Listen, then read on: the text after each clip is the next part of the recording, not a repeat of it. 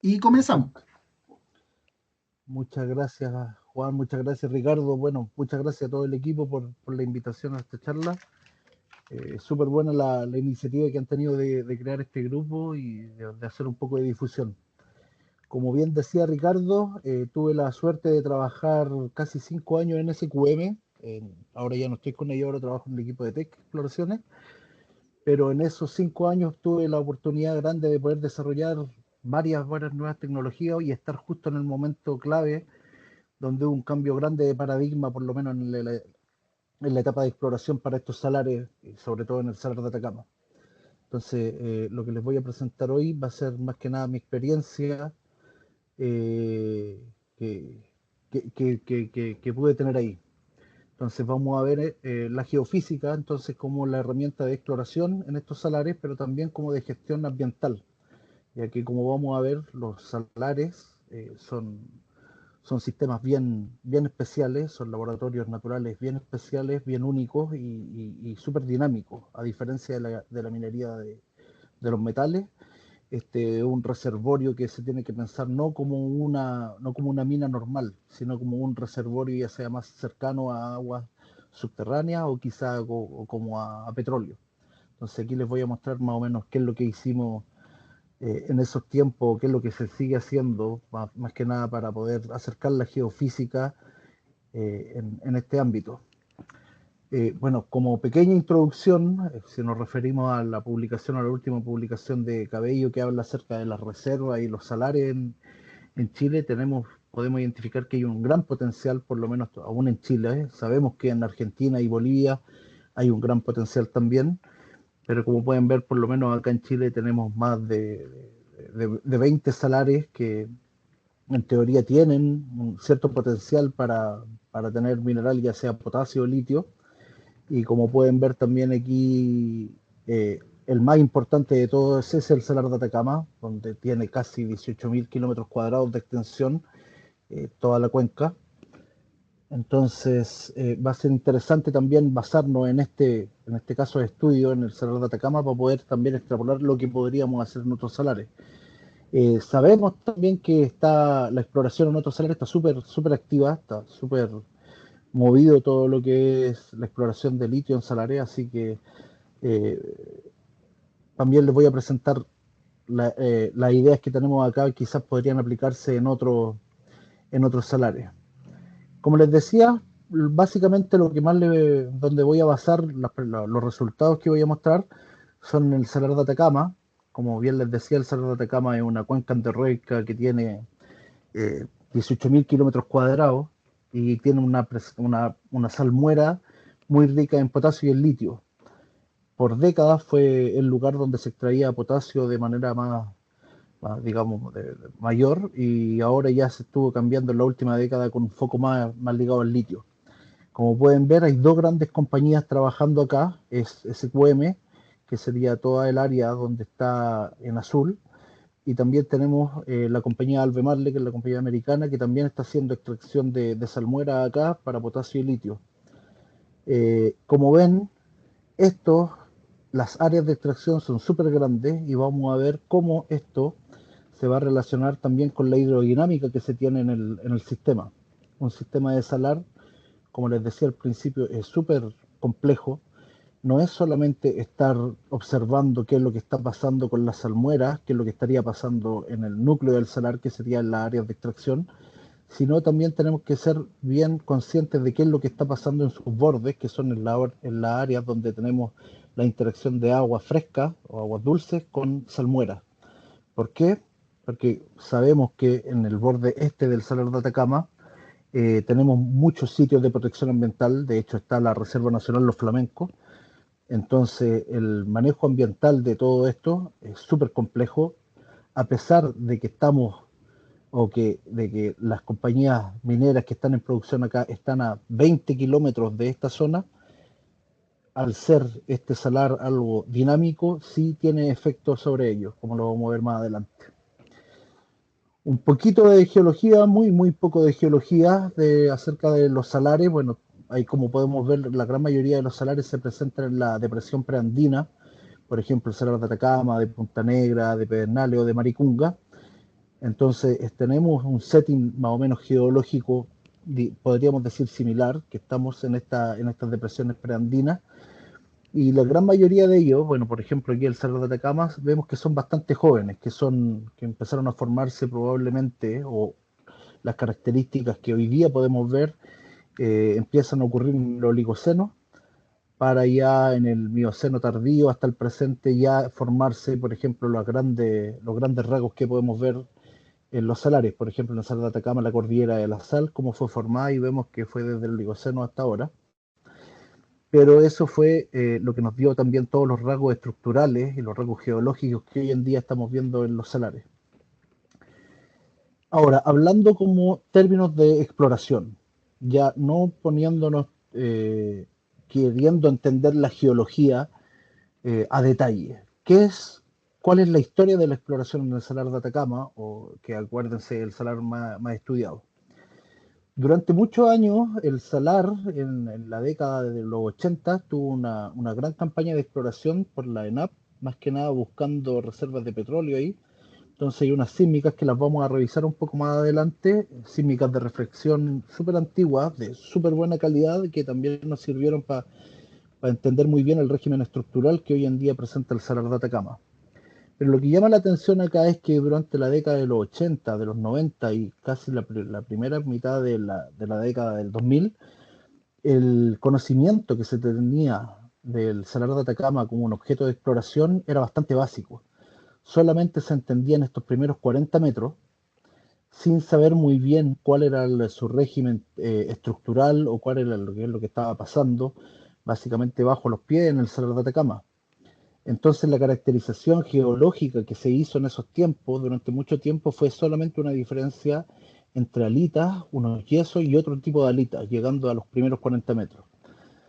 Después, en los años 2000, cuando ya empezó una actividad de producción más que nada ligada al potasio, se empezó a estudiar mucho más. Entonces se reconocieron, por ejemplo, los sistemas de falla, la falla salar, la falla cabeza de caballo, y se definieron unidades geológicas e hidrogeológicas distintas. Entonces aquí, como podemos ver, ya se empezó a estudiar con un poco más de detalle cuáles eran sus diferencias geológicas y su unidad hidrogeológica. ¿Por qué es tan importante esto? Eh, Porque, recordemos, esto es un sistema que es un sistema de salmuera. Entonces, nosotros no necesariamente tenemos que entender bien toda la columna estratigráfica del salar hasta el basamento, digamos, el basamento de roca cristalina, sino tenemos que entenderlo muy bien como acuíferos y acuitardos. Entonces, como pueden ver, ya en los años, al principio de los años 2000, se reconoció una zona de arcillas regionales que me definía diferentes acuíferos y que incluso me separaba completamente los acuíferos más superficiales de los profundos. Entonces, como pueden ver en esta ilustración, ya teníamos los primeros 200 metros con la presencia de esta arcilla y sabíamos que estas arcillas regionales continuaban en las partes más profundas. Entonces, podemos con eso inferir que todo el comportamiento que tenemos en las zonas más someras del salar, que son las zonas de producción, no van a tener una conexión necesariamente hidrogeológica con lo que está pasando más abajo. Y eso es súper interesante de ver que, como les decía, no necesariamente aquí tenemos que buscar el basamento cristalino, sino un basamento hidrogeológico, es algo súper deseable en este tipo de estudios. Después de eso, a comienzos de, digamos, del 2016-2017, se empezó una campaña de conocer mucho mejor el salar de Atacama. Y como pueden ver, estas secuencias geológicas donde decían que habían alitas, yeso y ceniza intermedia, ya fueron caracterizadas en distintos tipos de yeso, en distintos tipos de toba y ceniza, para que estas unidades hidrogeológicas tuvieran un mayor control geológico. Aquí fue clave incorporar esto. ¿Por qué? Porque nuestro recurso o el recurso de salmuera está ubicado, y lo vamos a ver más adelante, si bien está ubicado en toda la columna estratigráfica, vamos a ver que las alitas, dependiendo de su profundidad, tienen niveles de porosidades bastante menores. Entonces, las zonas de interés de producción son en realidad las zonas donde encontramos estas tobas. Estas secuencias son las que tienen una mayor porosidad, tenemos mayor fracturamiento y tenemos una mayor opción de poder bombear estas salmueras. Entonces, es súper interesante conocerlas bien. ¿Qué es lo que pasó? Teníamos miles de sondajes en el Cerro de Atacama, cientos, digamos, pero no teníamos este nivel de detalle. Se fijan que el nivel de detalle que se empezó a adquirir era demasiado, era a otra escala de lo que conocíamos. Entonces, ¿qué empezamos a hacer? Y aquí es donde ya empieza de a poco la geofísica a ser bastante útil. Y empezamos a hacer caracterizaciones de todos los pozos con distintas herramientas de geofísica. Aquí les tengo ilustrada más que nada la respuesta de los rayos gamma naturales, que si se fijan, tienen estos pics y van a estar muy relacionados con la presencia de arcilla y con la presencia de estas tobas, donde tenemos estas secuencias de alitas, ya sean con baja o alta porosidad, las respuestas son bastante bajas. Entonces, con esto nosotros pudimos hacer también una caracterización bastante fina de cuáles eran estos estratos o estas secuencias de volcánicos, de todo ahí de ceniza. Y recuerden, todas las perforaciones que se habían hecho antes eran hechas con aire reverso. Entonces, para esos sistemas teníamos pozos que si bien tenían cierta caracterización, los cuttings que tenemos de ahí no nos daban la suficiente precisión para poder saber al metro o al centímetro dónde estaban estas secuencias volcánicas y con esto lo logramos hacer. Vamos a ver más adelante también cómo nos sirvió eso para definir también un poco o afinar el modelo geológico.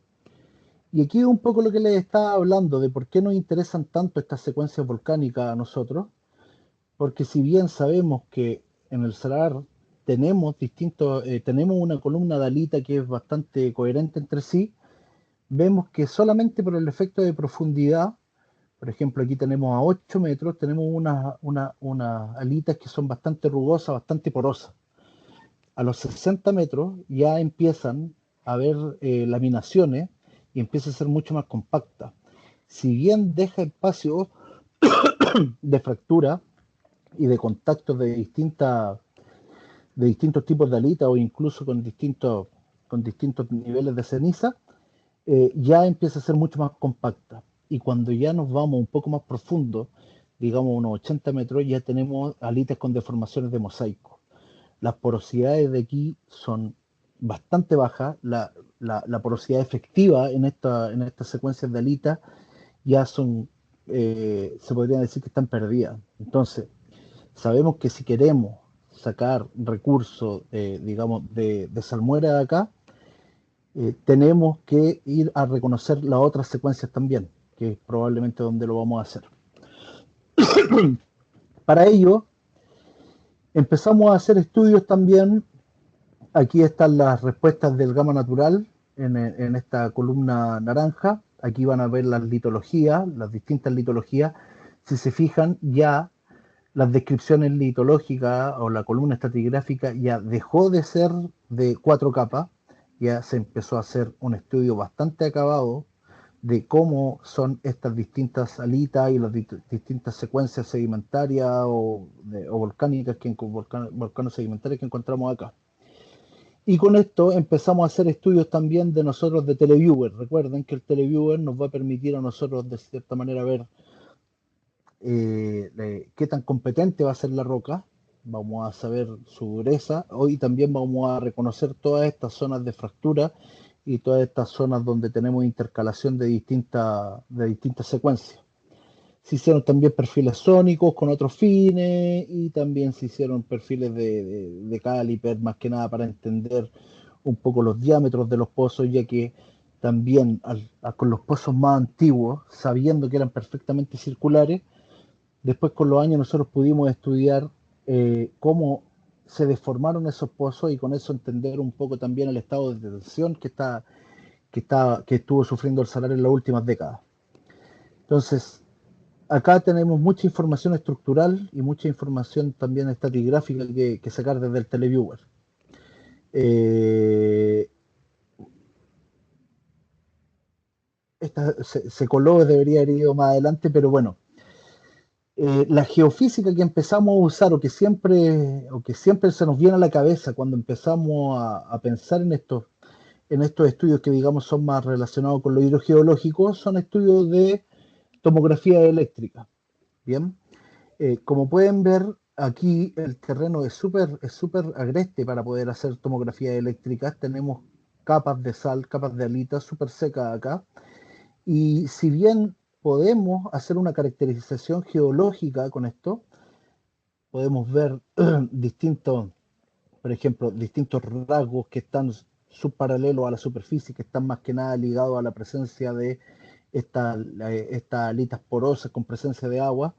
Podemos ver también zonas de fracturas donde podrían estar alimentándose en la vertical con salmuera. También podríamos ver zonas que son mucho más compactas y donde no habría un gran fracturamiento. Pero el gran paso de esto sería hacer una relación entre los parámetros de receptividad con parámetros hidráulicos. Hasta el momento, hasta donde yo sé, no se ha tenido mucho éxito. Sí se han tenido unas aproximaciones de primer orden con relaciones empíricas, pero no es un tema que sea tan simple de resolver.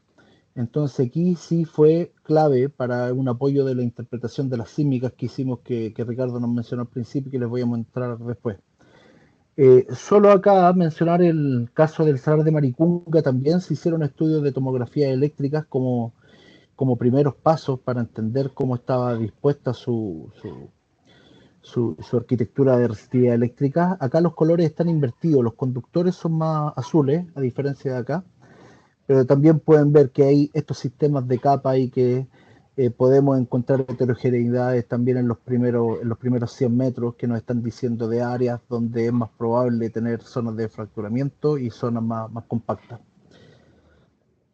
Bueno, volviendo a esto que estábamos hablando acerca de la información estructural que nos podría entregar el televiewer, también tenemos la información estructural a otra escala, que es la que nos entregan las grandes sísmicas de reflexión que hizo la GRAP en los años 80.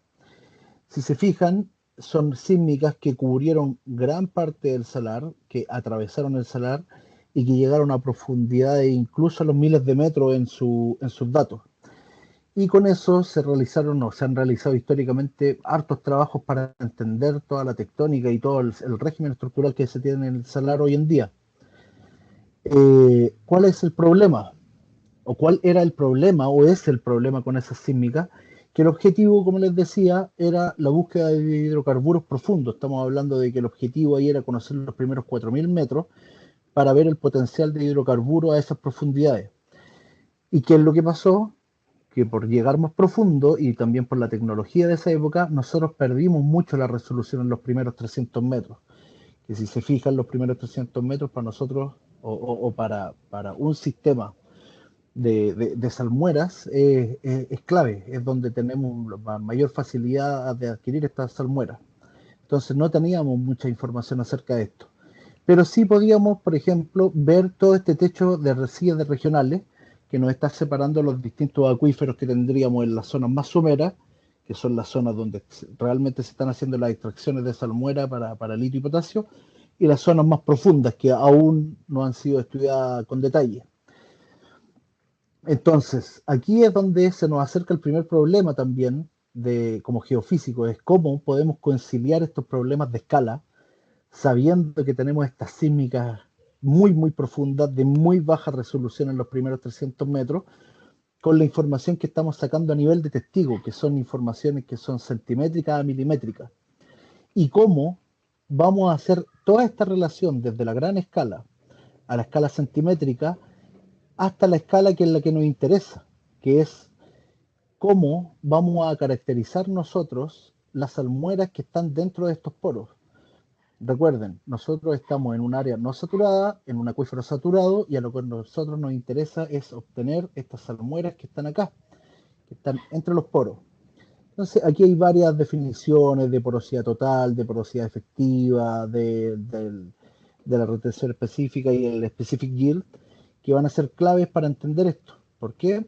Porque si bien podemos conocer la porosidad total, no toda esa porosidad no todo el agua contenida va a ser, o la salmuera contenida va a ser útil para poder bombearse.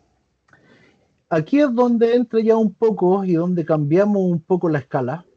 Si bien yo les decía que en los primeros años o las primeras sísmicas que hizo la ENAP en los años 80 tenían una muy baja resolución en los primeros metros, nosotros hicimos una sísmica de reflexión más que nada orientada a entender estos primeros 300 metros. Entonces aquí ya hay una imagen donde podemos comparar directamente los resultados que se tienen con las sísmicas de la ENAP en la zona derecha, más profunda, con los resultados de la sísmica que tenemos en el año 2019-2020, ya con el foco de entender los primeros metros. Entonces ya se nota que tenemos bastante mayor resolución en estos metros. Ya estamos hablando de la escala de los pozos que estamos estudiando, y los pozos de producción y los pozos de exploración. Entonces con esto ya cambiamos un poco el esquema ahí y trajimos toda esta nueva información para poder adquirirla, para poder integrarla en los modelos que se tienen. Para esto trabajamos codo a codo con la empresa AguaX, que es una empresa que estaba dedicada a la exploración de agua y que hicimos un convenio que fue bien favorable para ambos. Entonces pudimos desarrollar o implementar la adquisición de sísmica de reflexión en el salar, con un convenio que tuvimos durante un par de años, quizás más de un par de años, donde implementamos todo esto. Y bueno, los resultados, como verán, están a la vista. Esto es una columna donde estamos ilustrando los primeros 300, 400 metros. En una primera campaña se hicieron cerca de 90 kilómetros, ya si se fijan ya no estamos atravesando todo el Salar de Atacama, sino estamos súper enfocados en áreas específicas ligadas a la producción. Y con esto pudimos empezar a entender distintos dominios con las respuestas sísmicas que teníamos. Ya podíamos diferenciar tanto lateralmente distintos dominios con zonas de diferente porosidad o fracturamiento, distintas áreas donde hay más fracturamiento cercano a la superficie, y por ende podríamos tener mayores posibilidades de una comunicación de fluidos que vaya hacia la superficie y por ende sea más fácil sacar la salmuera. Y pudimos entender bastante bien qué es lo que pasaba con la falla salar, que recuerden es un rasgo que está aquí que nos divide el salar en un bloque oeste y en un bloque este, y que no entendíamos muy bien. Sabíamos su presencia, pero no sabíamos cómo hidrogeológicamente esto nos iba a afectar. No sabíamos si esto iba a ser una zona de destrucción total o iba a ser una zona que al final lo vimos, que iba a ser una zona de continuidad de esta unidad hidrogeológica. Fue bastante llamativo ver que las mismas unidades hidrogeológicas que teníamos aquí en los primeros 100 metros, podíamos ver su continuidad después de 400 metros de profundidad, y no se veían enormemente afectados en estas zonas de transición. Entonces, nos dijo mucho acerca del tipo de deformación que sufrió el salar mientras se formaba. Perdón. Toda esta información sísmica, como podrán ver, nos sirvió muchísimo, primero para constreñir el modelo geológico conceptual. Teníamos el beneficio, se tiene el beneficio en el Salar de Atacama, que se tienen muchas perforaciones, pero con esto, con una sísmica de reflexión, ya sabemos que con unas pocas perforaciones, con pocos datos de pozo, pero si la incluimos una sísmica de reflexión de buena calidad y con el objetivo de conocer los primeros metros, vamos a poder estudiar estas continuidades de estas unidades geológicas, y que a la larga van a hacer la diferencia también de las unidades hidrogeológicas. Entonces pudimos constreñir estos modelos geológicos conceptuales y a su vez reducir la incertidumbre geológica y confirmar, de cierta manera. Recuerden que si bien nosotros teníamos los pozos, siempre estaba la gran pregunta de qué pasará, ¿habrá continuidad entre todos estos rasgos que vemos? Y la respuesta es claramente sí, y podemos incluso sacar estos rasgos de continuidad, como les decía, en dos áreas tan disímiles como son la área del bloque oeste y el bloque este del Salar de Atacama. Lo otro que se tuvo a mano y que no se tuvo en los 80 son las nuevas herramientas que se tienen para el proceso de las sísmicas de reflexión. Entonces, por ejemplo, tenemos todos estos atributos o filtros sísmicos que se pueden aplicar y sacar distintos tipos de información. Por ejemplo, aquí estamos en una sección que ya no estamos en el núcleo del salar, fíjense, estamos en la zona, en la zona, eh, en la zona este del salar de Atacama. Y aquí tenemos un atributo sísmico que se llama envolvente de fase, que nos permite dar continuidad y coherencia a todos los reflectores que estamos viendo acá. Entonces es súper útil para el apoyo de la interpretación estratigráfica. Obviamente aquí la imagen es una imagen general, esto se mejora cada vez que uno va haciendo zoom y todo, pero es más que nada para que veamos cómo distintos atributos también nos están sirviendo para identificar distintas cosas. Acá tenemos un atributo de similaridad o coherencia, donde también podemos ver zonas que son, digamos, más compactas, con zonas que tienen mayor, que son más propensas a tener mayor porosidad o fracturamiento. Entonces, por ende, también saber zonas que son más interesantes productivamente que zonas donde sabemos que las alitas van a estar mucho más compactas, de baja porosidad, y quizás instalar bombas acá o pozos de extracción es mucho más complejo. Y por último, se realizaron inversiones para obtener la impedancia acústica. Esto fue súper interesante, ya que lo pudimos hacer tanto en el borde este como en el núcleo del salar. Y con esto también reconocer en las áreas donde tenemos bajas, muy bajas porosidades, que son las zonas de alta impedancia, que son aquí ilustrados en azul, y las zonas con baja impedancia, que son las zonas donde tendríamos mayores fracturamientos. Entonces, ya reconocer dominios laterales donde tenemos mayores fracturas y por ende una mayor posibilidad de movimiento vertical de fluido acá, mientras que en otras zonas no. Como les decía, ese mismo estudio, esa misma inversión de impedancia acústica la pudimos hacer en las líneas que les mostré en el núcleo del salar, y por ende definir distintos dominios laterales también de cómo iba a ser de cómo podían ser su comportamiento ante la producción de extracción de salmuera. Eso es cómo apoyamos a través de la sísmica el conocimiento del salar con vista en otro ojo. ¿Cuál fue la motivación de implementar esta herramienta y las herramientas que voy a mostrar a continuación? Fue que nosotros teníamos el llamado de hacer una estimación de recursos y reserva nueva, no digamos nueva, pero digamos mucho más actualizada, con herramientas más tecnológicas, del recurso y de la reserva del mineral de litio acá, de litio, potasio, digamos. Y aquí es donde encontramos espacio, a diferencia, como no lo hemos encontrado muy bien en la minería tradicional, sí la geofísica aquí sí tenía mucho que decir.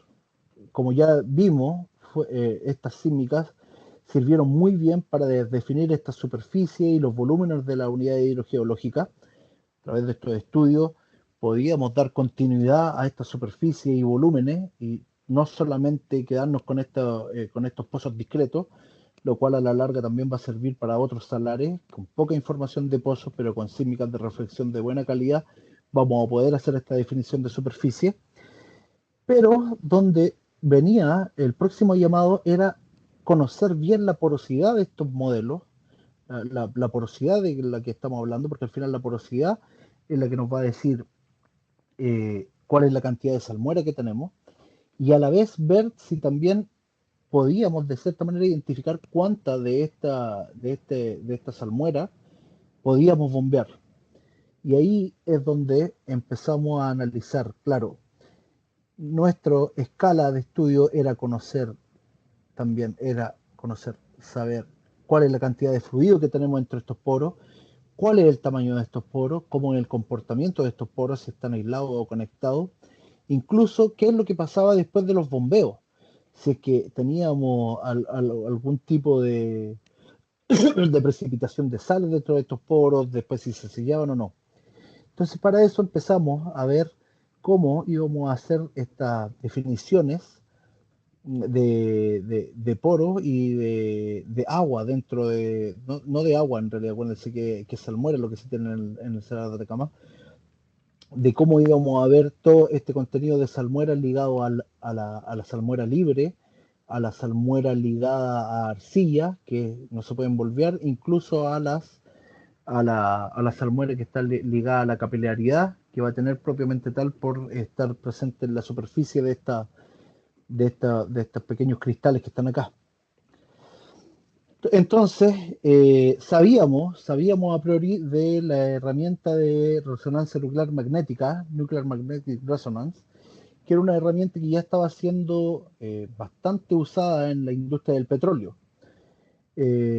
Como pueden ver, eran sondas gigantes, aquí lo tenemos a escala con una persona, los costos eran enormes, muy grandes, pero era una herramienta que estaba permitiendo a los petroleros conocer la porosidad de la saturación, incluso parámetros hidráulicos como la permeabilidad, para poder conocer su reservorio. Entonces nosotros en ese momento empezamos a pensar ya en estas reservas de salares, no como un salar, no como una mina, sino como un reservorio. Para eso empezamos a hacer nuestras investigaciones y vimos que habían varias empresas ya que estaban ocupando o que habían miniaturizado todo el sistema que se ocupaba en el petróleo, más que nada para la búsqueda de aguas subterráneas. Entonces tenemos, hoy en día existen estas herramientas de resonancia nuclear magnética a escala ya, digamos, de personas que ya son usables en pozos de agua y que también nos simplifica, uno, mucho la logística y nos abarata mucho los costos. Para entender un poco, solo un poquito de física, obviamente después si tienen dudas, consultas, hay harta bibliografía que consultar, les puedo compartir todo lo que quieran, pero básicamente es, nosotros tenemos átomos de hidrógeno que están en equilibrio. Y como buenos geofísicos vamos a intentar poner una señal estable, vamos a inducir un campo magnético bastante fuerte, bastante controlado, tanto en su magnitud y en dirección, para llevar todos estos átomos de hidrógeno a una dirección que nosotros vamos a manejar. Y como buenos geofísicos vamos a cortar esa señal de un momento a otro y vamos a ver cómo esto vuelve a su equilibrio. Esto, cómo vuelve a su equilibrio, nos va a dar, como son los átomos de hidrógeno, nos va a dar distintas respuestas. Nosotros vamos a tener que, claro, cuando estamos excitando, vamos a tener todo un periodo, digamos, aquí donde va a estar constante estas señales, pero cuando cortamos la señal, estas señales empiezan a decaer, ¿vale? Primero, cuando está saturado o cuando empieza a decaer, digamos, cuando está excitado el sistema, va a tener una directa relación con el contenido de agua y con la porosidad. Entonces, todos los átomos de hidrógeno, como los vamos a tener bailando a la frecuencia que nosotros queremos y en la dirección que nosotros queremos, vamos a poder ser capaces de medir cuántos átomos de hidrógeno tenemos ahí, por lo tanto, cuánta agua o cuánta salmuera vamos a tener ahí. Aquí hay que asumir que las rocas que tenemos no tienen nada de hidrógeno, que es lo que está pasando también en el salar, en la gran mayoría de los salares. Entonces, con esto ya podríamos tener un contenido de agua y una porosidad. Entonces, y que va a ser independiente de la litología, si que tal litología no tiene hidrógeno. Y la forma en que decae va a estar muy ligado al tamaño de los poros, como lo vamos a ver aquí. Entonces, cuando tenemos poros muy pequeños, como en este caso, vamos a tener decaimientos muy rápidos. Y cuando tenemos poros muy grandes, vamos a tener decaimientos mucho más lentos. ¿Qué es lo que pasa? Que nuestra señal que vamos a medir va a estar dada por esta línea punteada, que es el decaimiento a través del tiempo, pero nosotros vamos a poder recomponer esta señal como la composición de dos decaimientos, y con esto vamos a poder identificar también cuáles van a estar ligadas, digamos, a poros más pequeños y cuáles van a estar ligados a poros más grandes. ¿Vale? Con eso, con eso también vamos a poder, después vamos a ver que hay ciertas maneras o ciertas discriminaciones dentro de este decaimiento y dentro de esta distribución del T2, donde vamos a poder discriminar cuáles son aguas o salmueras en este caso, que están completamente atrapadas, que no son posibles de bombear, y cuáles son móviles, que serían las que efectivamente yo puedo bombear. Y en este caso sería el recurso que yo tengo de salmuera, sabiendo su química, voy a saber cuánto, si yo puedo identificar cuánto salmuera puedo bombear, sabiendo su química y su porcentaje, voy a saber en realidad cuál es su recurso que tenemos acá. Y a la vez, teniendo estos parámetros, vamos a poder conocer también parámetros hidráulicos, que son bastante interesantes y bastante necesarios de conocer a la hora de conocer esto o de reconocer estos salares como reservorios. Aquí hay un ejemplo, un caso de ejemplo que con aguas subterráneas, lamentablemente todavía, si bien hay hartos estudios que se han hecho en salares, no hay muchos datos publicados, así que ahí el llamado a las empresas que sabemos que están haciendo NMR en los salares que abran un poco sus datos ahí. Pero esto es lo que les quería decir. Nosotros estamos estudiando estos decaimientos. Con esos decaimientos nosotros generamos eh, cuáles serían los decaimientos que están aquí siendo afectados y con esto sacamos la distribución también de lo que está pasando en distintos tiempos. Nosotros podemos hacer discriminaciones en distintos tiempos de este T2 en milisegundos para hacer discriminaciones de aguas móviles, aguas que están asociadas a arcillas, que serían las rosadas, y aguas que están asociadas a la capilaridad de los cristales o de las rocas que tenemos ahí. Entonces, si bien, por ejemplo, en este perfil que tenemos 20 metros de profundidad, súper poco, si bien vemos que el contenido de agua siempre es cercano al 20% en la gran mayoría, sí sabemos que el gran contenido de aguas móviles está a partir del metro 12 o en el metro 4 y entre el metro 6 y el metro 12 está todo asociado a arcilla. Entonces, con esto nosotros ya sabemos que si queremos hacer una extracción, una producción de ya sea de los fluidos que están acá, esta va a ser el área de interés y es el gran producto que se tiene también para la caracterización de salares. Yo voy a poder identificar las zonas donde están estas alitas más fracturadas, por ende, con mayor cantidad de aguas móviles, o bien donde están estas secuencias volcánicas que también tienen mayores porosidades y voy a ser más eficiente a la hora de poder sacar esa salmuera desde ahí. Si hacemos un comparativo, por ejemplo, con los resultados que se tienen de un perfil de resistividad, vemos que la resistividad, si bien está súper ligado aquí a la litología, también nosotros vamos a encontrar diferencias en litología con el NMR, pero ya más bien ligado al contenido de agua y de porosidad.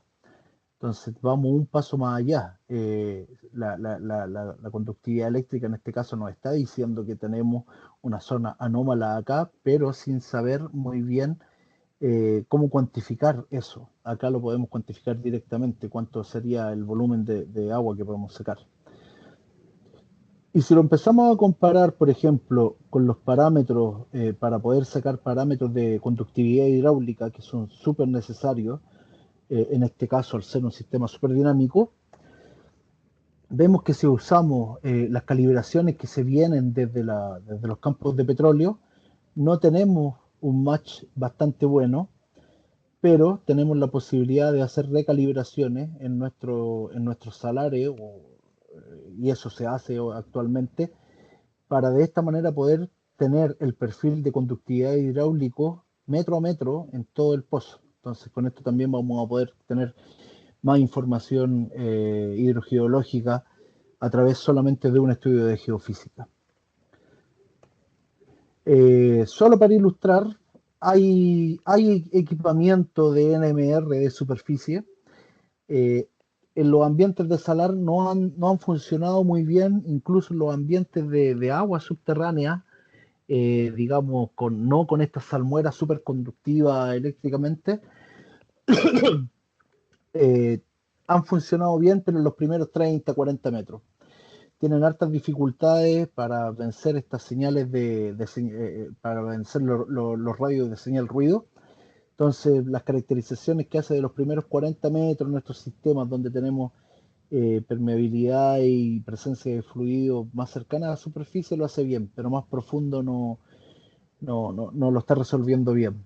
Pero es una cosa que deberíamos tener en nuestro ojo, o quizá empezar a tener contacto con las empresas que están desarrollando estos sistemas de resonancia auricular magnética de superficie, porque podríamos incluso tener este tipo de sondeo mucho más fácil y sin tener necesidad de sin tener necesidad de tener acceso a pozos que en realidad son bastante caros de hacer.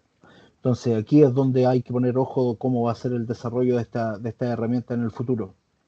Eh, es bien parecido al TEM, se trabaja con loop también, la física detrás es completamente distinta, pero recuerden, la gran ventaja es que aquí vamos a poder inmediatamente conocer parámetros hidráulicos, porosidades y aguas móviles que vamos a tener, así que tiene grandes ventajas. Y ahora, como para hablar un poco acerca del manejo del tema ambiental, tenemos que saber los modelos conceptuales que tenemos en los salares, que generalmente, o sea, no generalmente, tienen zonas de recarga. Estas cuencas tienen que ser recargadas de alguna parte, ya sea desde la montaña o por precipitación inmediata sobre ella. Tenemos procesos de evaporación y de evotranspiración a través de las aguas que están en la superficie y también las aguas que están subsuperficie, lo vamos a ver aquí. Y también, obviamente, tenemos la extracción de salmuera y la extracción de agua fresca que nos están afectando todos estos sistemas. Aquí hay varias herramientas geofísicas donde que podemos empezar a estudiar. Por ejemplo, cómo es la interacción entre estas aguas frescas y estas salmueras.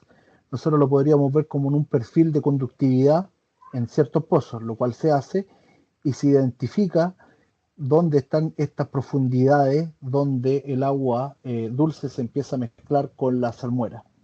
Ahora bien, si nosotros hacemos estudios de transiente electromagnético en toda esta zona, vamos a poder ver bien esa diferencia.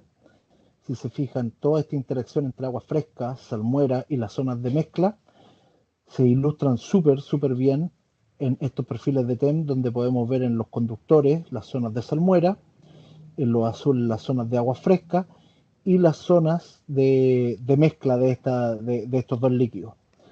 ¿Por qué es tan importante tener un monitoreo constante y súper preciso de esto?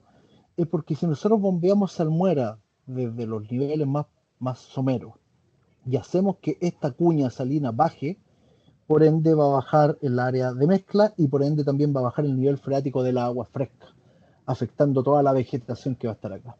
Entonces, tener un monitoreo constante de toda esta interacción va a ser súper necesario. El TEM no nos va a dar, en realidad, las precisiones que nos va a dar un pozo, que son, digamos, submétricas, decimétricas, pero el TEM sí nos va a dar, por ejemplo, la geometría a grandes rasgos de cómo esto está pasando. Entonces, aquí tenemos una posibilidad también de hacer monitoreo ambiental y no solamente herramientas de exploración en los salares. Y lo otro viene más ligado con la geofísica, digamos, con la geofísica de meteorología y de climatología. Entender los procesos de recarga en el salar, ya sean sus precipitaciones que se tienen en distintos lados, es súper necesario de conocer, porque en realidad tenemos que saber el balance de aguas que vamos a tener acá. Entonces, saber la recarga que se tiene es súper necesario. Saber cuánto es la evaporación desde los cuerpos de agua que se tienen también y saber cuál es su temporalidad. No es lo mismo distintos meses del año con distintas temporadas. Se fijan, pueden ser 4 veces la misma evaporación en uno u otro. Y por eso hay que hacer un constante monitoreo con estaciones meteorológicas, entendiendo también cuáles van a ser los procesos de evaporación con estas bandejas de evaporación donde vamos a poder evaporar directamente agua y saber cuánta agua se está evaporando día a día durante todo el año. Y también con estudios de lisímetro para saber la evotranspiración. Más que nada saber cuánto, si tenemos un nivel freático a cierto nivel, cuánta agua se está perdiendo a través del suelo por esta transpiración. Y aquí hay instalado algunos lisímetros.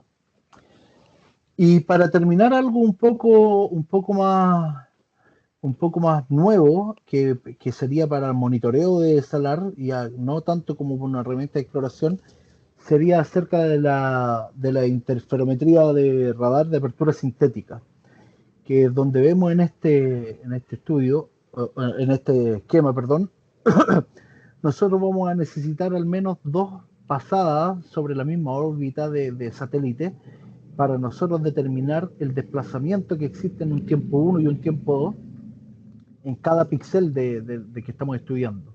Y eso va a ser basado en el cálculo de la fase interferométrica, y con eso vamos a poder entonces conocer deformaciones que se tienen aquí en distintas zonas. En el área del Salar de Atacama, Castillo, un estudiante de geología de la Chile, el año pasado hizo su tesis en esto y hizo un estudio bien detallado de lo que estaba pasando en el Salar de Atacama. Esto también Francisco Delgado lo estuvo trabajando, él fue su profesor guía, y hay unos resultados bastante interesantes acerca de esto. Como pueden ver, se midieron acá en distintas etapas y, perdón, podemos ver, estos son los datos originales donde se están viendo esta, esta fase interferométrica, pero al final este es el resultado donde podemos ver que tenemos procesos que hay una disminución de la cota, o sea, subsidencia, cercano en áreas de producción del Salar de Atacama y también muy cercano a donde están las pozas de evaporación. Se fijan que hay zonas de mucha subsidencia aquí, digamos de un par de centímetros, y que también tenemos áreas donde tenemos un alzamiento del salar en la zona, digamos, en la zona este. Entonces podríamos empezar a pensar también que, por ejemplo, esta subsidencia en las áreas de extracción y donde están emplazadas estas pozas de evaporación, podrían estar sufriendo procesos de compactación en los primeros metros, y quizás también tener una relación con la variación de los niveles freáticos que tenemos acá. Lo mismo podría darse en el caso de acá, del crecimiento en vertical de las sales, que podría estar relacionado también con estos movimientos verticales de los niveles freáticos, pero son estudios que son recientes y hay que empezar a analizarlo ya con un ojo un poco más geológico de lo que está pasando, y obviamente con unos ciclos un poco más, digamos, más largos. Si se fijan, estos son estudios que son datos de un par de años que se tomaron, entonces va a ser necesario hacer un seguimiento con esto. Entonces, resumiendo, les puedo decir que los salares son súper interesantes, son laboratorios hidrogeológicos únicos, cada uno es muy distinto al otro, pero sí comparten varias características, dependiendo su grado dependiendo su grado de madurez, obviamente. El dinamismo del reservorio en sí va necesitando constantes innovaciones, nos va desafiando día a día de cómo podemos ir actualizando el nivel de conocimiento que tenemos de él, ya que, como les decía, al ser un reservorio que está en producción, pero que también a su vez está evaporando, pero que a su vez también está siendo recargado de manera natural, algo súper bonito y súper interesante de ir conociendo día a día. Las condiciones para hacer geofísica convencional, ya sean tomografía eléctrica o TEM, varios de ustedes quizás ya lo han intentado hacer en salares, pero son bastante agresivas, no siempre son las mejores y los resultados no siempre son los mejores. Así que por eso me enfoqué más que nada en mostrar resultados de sísmica y de NMR como casos de estudios muy específicos que han sido bien exitosos. Eh, el equilibrio ecoambiental que se tiene en los bordes de los salares es súper delicado. Tenemos experiencias bastante magras en la minería, por ejemplo, el Salar de Punta Negra, que si bien nunca tuvo una explotación, digamos, para recursos de litio, potasio, sí se tuvo para agua, y que hoy en día desapareció.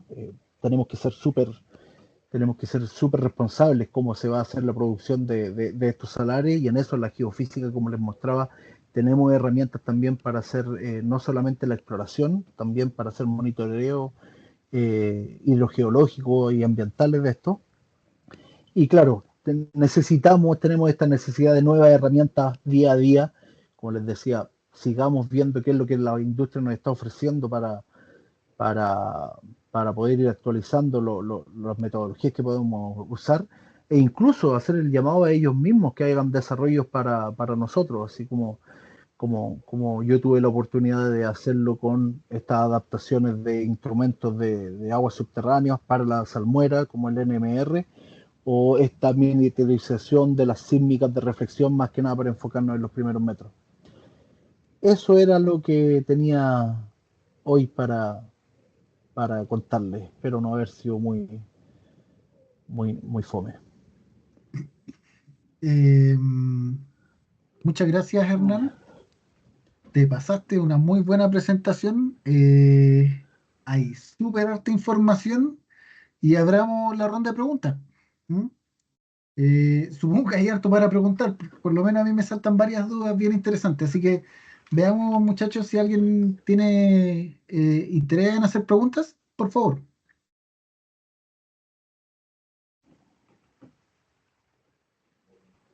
Andrés levantó la mano, al parecer. Eso, Andrés tiene la manito levantada.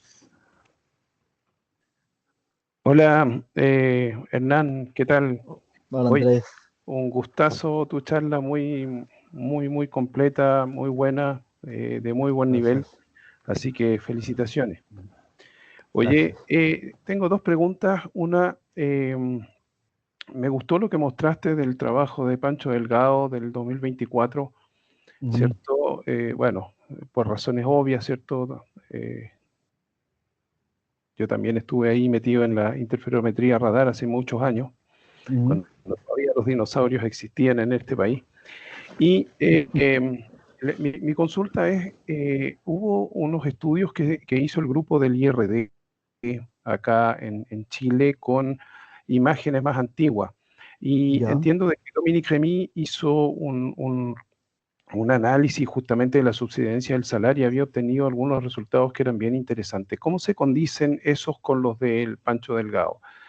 Esa es la primera pregunta, si tienes Ya. información al respecto, cosa que podamos comparar cómo es la tasa de subsidencia actual respecto de la tasa de subsidencia más antigua. Estoy hablando de Ujú. los años 2000 más o menos, ¿no?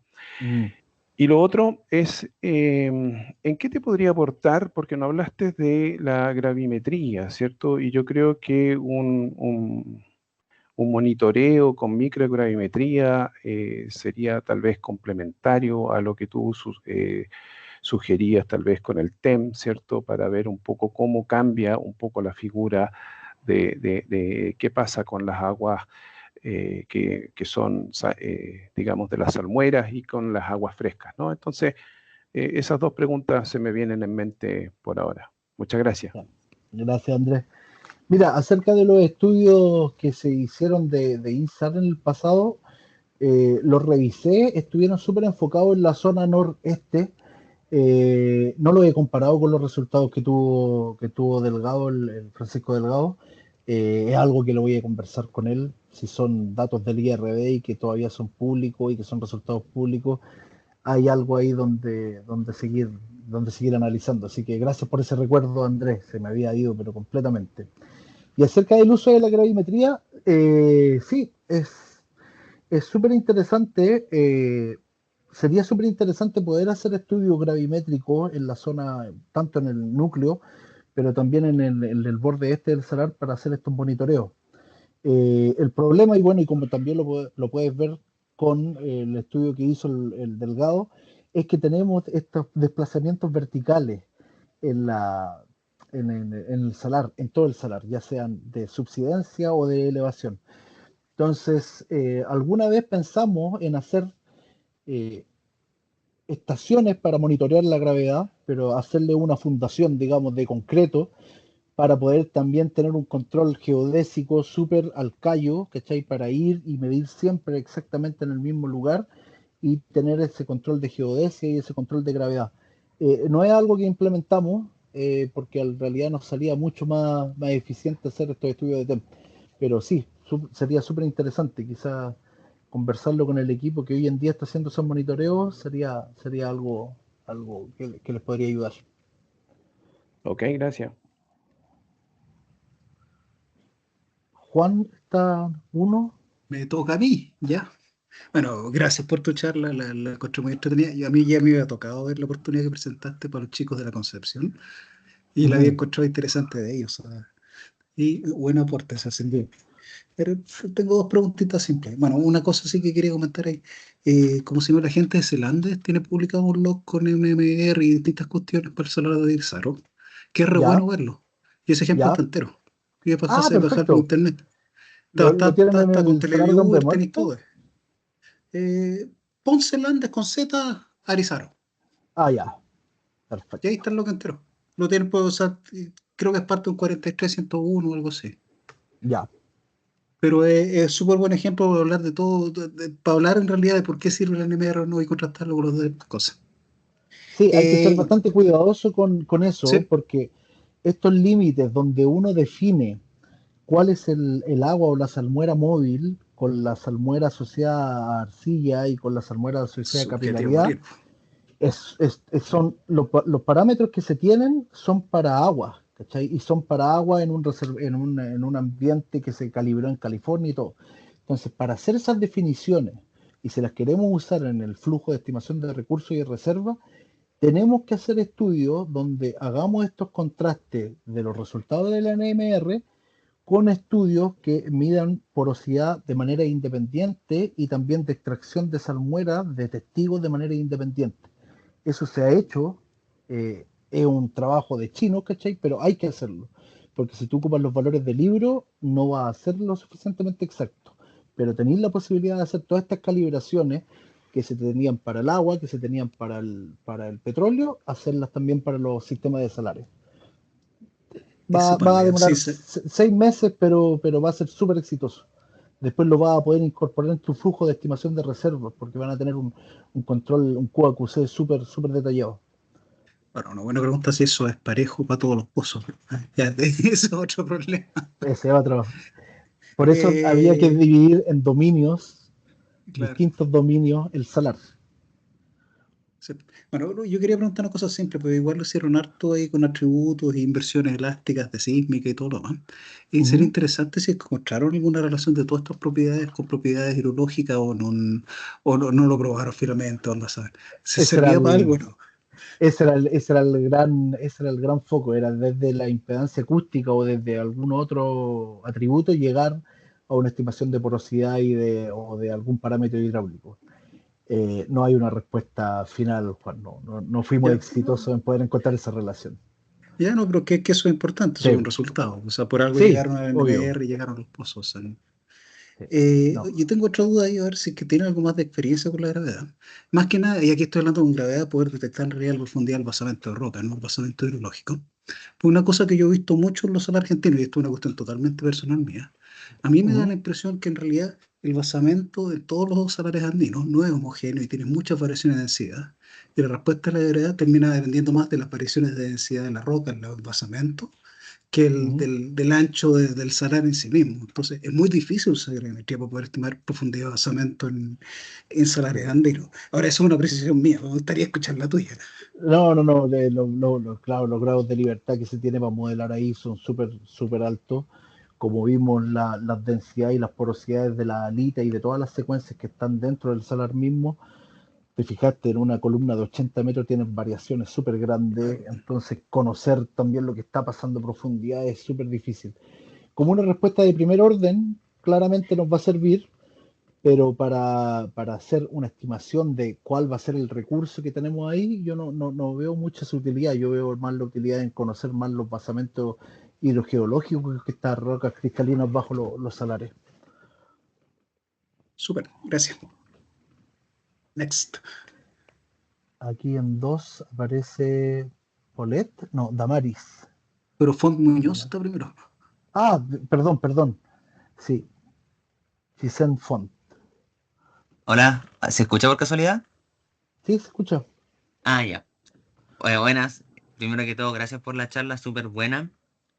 Yo soy estudiante Gracias. de la carrera de Ingeniería Civil de Minas de la UNAP. Mi consulta Ujú. era, mostraste una imagen donde había mucho cambio de las profundidades. Habían, creo que era el año 1978, que eran 40 metros y iban mucho, y luego eran muchos más metros. ¿Cómo ese cambio se hizo? O sea, ¿cómo implementaron medidas para que de 40 metros a después a tantas diferencias de metros? ¿Cómo fue ese procedimiento que me llamó mucho la Ah, atención? tú te refieres a cuando estábamos ilustrando las profundidades de investigación en exploración. Sí, Déjame. Esta, esa misma. eso. Bueno, básicamente en los años 80 no hubo mucho interés en desarrollar una gran industria acá. Se sabía que habían recursos de más que nada ligados al potasio y haciendo pequeños pozos de 40 metros tú ya tenías acceso a esas salmueras ricas en potasio. De hecho, en esa época, en los años 80, 90, el nivel freático del salar era tan cercano a la superficie que tú hacías zanja y podías bombear directamente, no era necesario hacer pozos.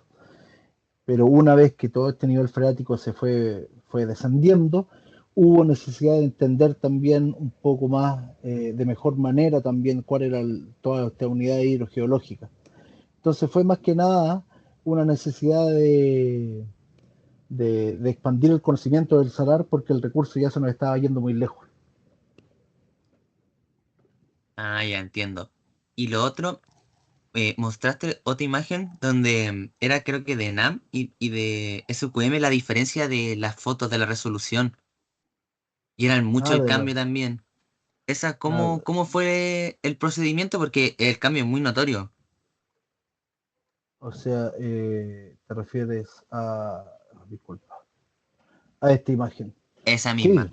mira, lo que pasa es que la sísmica que hizo la ENAP fue pensada en definir los primeros kilómetros de profundidad. Entonces la resolución que ellos querían en los primeros metros, para ellos no les interesaban estos primeros 300, 400 metros, era llegar más profundo. Para esto se ocuparon geófonos, digamos, separados cada unas decenas, centenas de metros, se ocuparon explosivos como fuente, ¿cachai? Fue una logística gigante, fue un trabajo maravilloso que se hizo en los 80 y que hay que estar agradecido de tener esos datos hoy día libres. Pero cuando nosotros cambiamos de foco y quisimos cambiar los lentes, hicimos estudios completamente distintos. Acá, por ejemplo, los geófonos, nosotros los pusimos cada 5 metros. Los disparos fueron cada 10 metros y ocupamos vibro, ¿cachai? Entonces, bueno, la resolución también de los mismos geófonos es distinta, toda una nueva tecnología. Pero eh, eh, eh, eso es lo que yo pienso que hay que hacer, es no quedarnos con resultados históricos que si bien nos entregaron mucha información para entender la geología, sino también hacer adaptaciones para también buscar respuestas que son los niveles donde estamos buscando, que serían los niveles más someros acá. Entiendo. Esas eran mis dos consultas. Muchas gracias por la charla. De nada, Chison. Ahora sí viene Damaris. Buenas noches, soy Buenas noches, Damoris, un gusto. un gusto. Es muy grato para mí estar en su presentación, ya que yo me encuentro cursando yacimientos de minerales, por lo tanto es muy informativo para mí. Y mi consulta es sobre que usted habló sobre la exploración geofísica para la zona de interés y pues, qué otras metodologías de exploración se pueden aplicar en caso de que no sea la geofísica. ¿Tú te refieres como para identificar los recursos dentro del salar o dentro de un yacimiento en general? Dentro del salar y también en general, de un yacimiento en general. Mira, estábamos bien enfocados ahora en geofísica, pero para un estudio, digamos, de exploración, tú tienes que hacer esta integración con la geología y con geoquímica. O sea, si la pregunta va enfocada en ese sentido, no, la geofísica no es la última respuesta que te va a resolver todas las preguntas en la hora de exploración. Tenemos que hacer una conciliación entre todo lo que es la geología estructural, la geoquímica.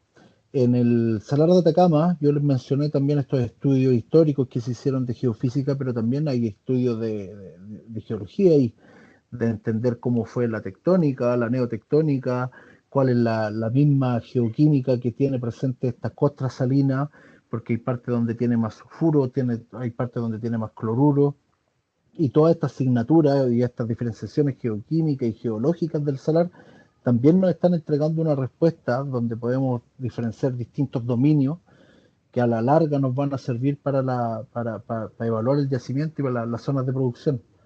Así que, Damaris, no creo, o sea, esto no está limitado solamente a la geofísica, toda la geociencia tiene que conversar aquí para poder conocer estos yacimientos o este reservorio, como te decía, pensarlo más como un reservorio a la hora de hablar de salares de la mejor manera. Espero ahí haber respondido a Entiendo. tu pregunta. Sí, sí, sí. Muchas gracias. De nada. Y por último, Isabel. Hola, hola. Gracias, Isabel, Hernán, por la charla. Estuvo muy, muy entretenida. Bueno, para los que no me conocen, yo soy hidrogeóloga, estoy trabajando en ENAMI en exploración de salares, así que anotándolo todo aquí. Varias veces hemos hablado con Hernán al respecto y quería acotar dos cositas. O sea, Salar de Atacama es diferente a todos los otros salares por tamaño, por todo, ¿no es cierto? Y por sí, conocimiento. Entonces, qué entretenido poder hacer todo lo que han hecho. Y me gustaría hacer varias cosas también. Pero hay el desafío que casi todos los otros salares tienen, y también a diferencia de los de Argentina, tenemos una geología que tiene harto de volcánico. Entonces hay que entender bien esto y lo que puede hacer también, que puede haber incluso conexiones entre algunos salares más chiquititos con otros, porque son, no sé, producto de formación de calderas o cosas así. Pero que entonces sería bueno también aplicar estas técnicas que tú decías y tratar de compararlas con porosidades y permeabilidades en otro tipo de roca, en toba, en brecha sí. volcánica, etc. Eso sería súper bueno. Y además, a propósito de la gravedad, nosotros hicimos algunas mediciones de gravimetría y lo que sí podemos notar, a lo mejor no un basamento, porque también, ¿qué es un basamento en esto volcánico? Que a veces te encontré con cosas que están muy poco fracturadas y bajo eso tenías unas cosas muy fracturadas o con alta permeabilidad, pero sí se hemos podido definir límites entre, por ejemplo, alitas o zonas con sales de otras, de rocas más bien volcánicas, por ejemplo.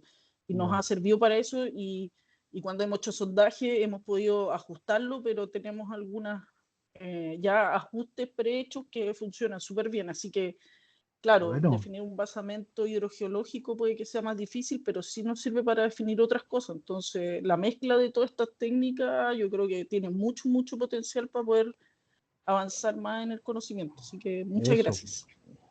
Gracias a ti, Isabel. Qué bueno que están avanzando harto ahí en el AMI. Bueno, muchas gracias por la invitación, Juan, Ricardo. Te falta el Jaime y el Axel. ¡Oh! Te Chuta. atacaron. Ya, al Saltaron último, más ya. preguntas en el Me camino. quedan, me quedan 5 minutos y tengo que volver a mis labores Ya, de padre. Así que, Jaime, sí. dale nomás. Bueno, muchas gracias, Hernán, por la charla súper entretenida e interesante. Y tengo unas preguntas puntuales sobre los rangos de resistividad eléctrica. Tú hablaste de arcillas regionales, por ejemplo. ¿Ya? ¿Se podían discriminar en términos de rango de resistividad de las salmueras? No, no. Ya cuando entramos en el paquete de salmuera y como las arcillas regionales están más que nada más de 100 metros, era súper difícil llegar a caracterizarlas de manera con resistividad eléctrica. Con TEM se podría hacer, ¿cachai? Pero no tuvimos muy buenos resultados para hacer esta diferencia entre las arcillas regionales y estos niveles que fueran, digamos, de alita. Entonces, no tendría un número en la cabeza ahí. Podría preguntarle, hoy en día, bueno, sigue trabajando en SQM Francisca Quiroz, que es una colega de nosotros, y ella ha avanzado mucho más con esto, y yo sé que ha avanzado mucho más estudiando en el núcleo del salar. Así que quizá ella podría tenernos la respuesta. Sería interesante también invitarla más a futuro a ver en qué están. Y lo último, y en base a mediciones, sondajes, ¿pudiste caracterizar, por ejemplo, la resistividad de la salmuera? La resistividad de la salmuera. ¿Sí? Sí, sí, ¿Qué son no, órdenes son esos? son súper bajas. A ver, tengo, no sé si lo tengo acá, no me acuerdo el número exacto. Ah, O te lo pregunto después. Sí. sí, sí, quizás me lo podéis ver después, pero Pero bueno el estamos dato, hablando, sí, ¿no? Sí, un buen dato. Estamos hablando aquí de 200.000, mira, 200.000 200 milisiemens o mil microsiemens. microsiemens por centímetro. Ya. Ok. Aquí te lo voy a... Estaba en la presentación, pero estaba en un gráfico muy chiquitito. Pero aquí está. Cuando tienen la interfaz de agua fresca, las zonas de mezcla y las zonas de salmuera. Te fijáis que el salto es brutal en conductividad. Es brutalísimo. Estamos hablando Ya. de eso. Ya. Muchas gracias. Ya, de la Jaime. Ya, y la última persona es Axel. Hola Hernán, mucho gusto. Un gusto. Mira, soy estudiante de Ingeniería en Minas de la UNAP y me gustó tu charla. Tengo una pregunta específica más enfocada como para un futuro ingeniero en minas. Eh, ¿Qué habilidades técnicas tú recomiendas desarrollar para liderar proyectos así de exploración de litio que integren estos métodos NMR y eso que mencionaste? O sea, si que te quieres dedicar a la exploración, ya sea en litio o en cualquier otro mineral, va a necesitar, obviamente, una muy buena cercanía a trabajar en equipo. Nadie va a hacer un descubrimiento ni nadie va a lograr caracterizar ningún tipo de yacimiento por sí solo. Para esto hay que conversar harto, hay que integrarse muy bien con otros colegas y, digamos, y dejar de pensar cada uno en su nicho, por ejemplo, el ingeniero en su ingeniería, el geólogo en su geología, el geofísico en su geofísica, sino tener una mirada un poco más transversal como geocientífico acerca de eso. El interés y las ganas de seguir aprendiendo va a ser algo si te quieres dedicar a la exploración, eh, es algo que va a necesitar siempre. Siempre van a haber cambios, siempre van a haber nuevos datos, siempre va a tener que cuestionarte lo que tú crees acerca de ciertos lugares, siempre ponerlo en duda. Y finalmente, y tienes que ser también bastante humilde porque en el ámbito de la exploración y de caracterizar yacimientos, explorar y encontrar, las posibilidades de éxito son bajas. La recompensa es hermosa, hacer un descubrimiento o llegar a conocer cierto yacimiento o cierto reservorio de una manera bien profunda es súper lindo, pero no siempre se puede llegar a todas las respuestas. Entonces, ahí hay que también ser Claro, muy, y muy más por la humilde. competencia que hay Las en este competencias campo. técnicas, ¿cachai? Yo no veo que aquí en Chile tengamos dificultades en las competencias técnicas. Las distintas escuelas de ingeniería, de geofísica, de geología, están preparando profesionales con súper buenas herramientas técnicas. Yo creo que ahora viene la forma de cuando uno ya entra a la industria, es cómo te va a definir como profesional. Entonces, en ese sentido, todas estas habilidades técnicas que te entregan los brillantes profesores que hay en todas las escuelas que hoy en día hay en Chile, yo creo conocer en todas las universidades muy, muy buenos profesores y muy buenos profesionales. Entonces ahora viene en cómo vas a enfocar tu carrera. Entonces ahí como te digo, mi recomendación es trabajo en equipo, interés y mucha humildad para enfrentar la exploración. Ya, muchas gracias. Chicos, vamos a ir cerrando. Vamos a agradecer a Hernán, ¿ya? Entiendo que él tiene temas personales también que resolver, ¿ya? Sí, muchas Y gracias a ya le hemos todos. quitado harto de su tiempo. Fue una presentación maravillosa, muy, muy, muy interesante. Está grabada, chicos. Luego se va a subir a la página CG para que le puedan dar un vistazo e incluso compartir en sus grupos. Se agradece a todo el público. Gracias a los alumnos del UNAP, a la profe Ceci que mueve ahí a los chiquillos.